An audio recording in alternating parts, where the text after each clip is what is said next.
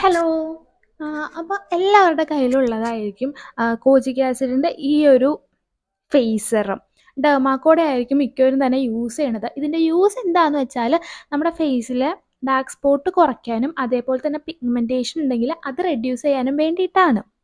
അപ്പോൾ ഇത് യൂസ് ചെയ്തിട്ട് കുറേ പേർക്ക് റിസൾട്ട് ഇല്ല, ഡാർക്ക് സ്പോട്ടൊന്നും കുറയണില്ല എന്നൊക്കെ പറഞ്ഞ് കേട്ടിട്ടുണ്ട്. അതിന് രണ്ട് റീസൺസ് ഉണ്ട്. രണ്ട് റീസൺസ് എന്താണെന്ന് വെച്ചാൽ, ഒന്ന് നമ്മുടെ ഇത് റെഡ്യൂസ് ചെയ്യാനായിട്ട് കുറച്ച് സമയമെടുക്കും. ഈ ഒരു ബോട്ടിൽ തീരണ വരെ വെയിറ്റ് ചെയ്യണം.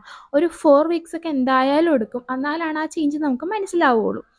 പിന്നെ സെക്കൻഡ് റീസൺ എന്താണെന്ന് വെച്ചാൽ, നമ്മളിത് വാങ്ങിക്കുമ്പോൾ ഒരു ലൈറ്റ് യെല്ലോ ഷെയ്ഡിലായിരിക്കും കിട്ടണത്. പക്ഷെ കുറച്ച് കഴിയുമ്പോൾ ഇതിൻ്റെ കളർ, നിങ്ങളുടെ കയ്യിലുള്ള സ്ഥലത്തിൻ്റെ കളർ മാറിയിട്ടുണ്ടോ എന്ന് ശ്രദ്ധിക്കുക.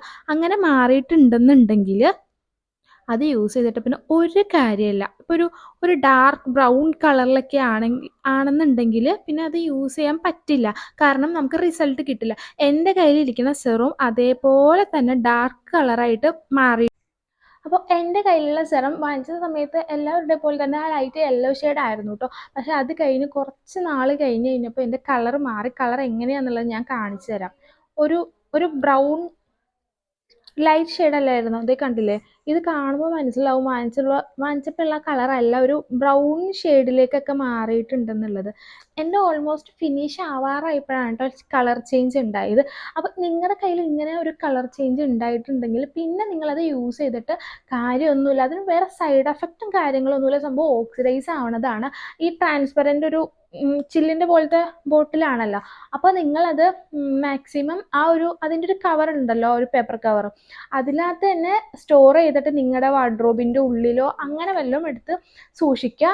പിന്നെ എന്താ പറയുക, ഒരു ഇരുട്ട് കൂടിയ ഒരു സ്ഥലത്ത് വയ്ക്കുമ്പോഴായിരിക്കും നല്ലത്. അല്ലെങ്കിൽ ഇത് ഓക്സിഡൈസ് ആയിട്ട് കളർ മാറി പിന്നെ നിങ്ങൾക്ക് റിസൾട്ട് കിട്ടില്ല. അപ്പോൾ ഒന്നാമത്തെ കാരണം ഈ റിസൾട്ട് കിട്ടില്ലാത്തതിൻ്റെ, ഇങ്ങനെ ഓക്സിഡൈസ് ആയിട്ട് കളർ ചേഞ്ച് ചെയ്തതിനാൽ പിന്നെ നിങ്ങൾക്ക് യൂസ് ഇല്ല. അത് കളയാന്നുള്ള കാര്യമുള്ളൂ. പുതിയ ഒരെണ്ണം വാങ്ങിച്ച് യൂസ് ചെയ്യുക. അപ്പം ഞാൻ പറഞ്ഞ രീതിയിൽ സ്റ്റോർ ചെയ്യുകയാണെങ്കിൽ കളർ ചേഞ്ച് ഉണ്ടാവില്ല.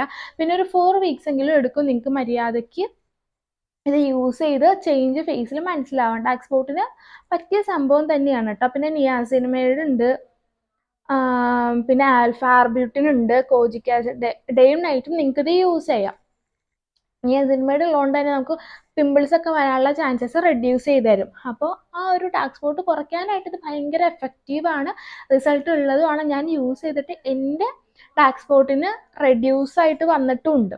അപ്പം നിങ്ങളുടെ ചേഞ്ച് ഇല്ലാത്തതിൻ്റെ മെയിൻ റീസൺ ഇത് രണ്ടുമാണ്.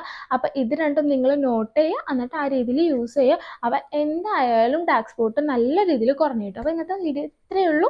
ഒരു കുട്ടി വീഡിയോ ആയിരുന്നു. അപ്പോൾ വീഡിയോ ഇഷ്ടപ്പെട്ടെങ്കിൽ എല്ലാവരും ലൈക്ക് ചെയ്യുക. പിന്നെ ആദ്യമായിട്ട് കാണുന്നവരാണെങ്കിൽ ഒന്ന് സബ്സ്ക്രൈബ് ചെയ്യുക. അപ്പോൾ അടുത്ത വീഡിയോയിൽ കാണുന്നവരെ ടാറ്റാ.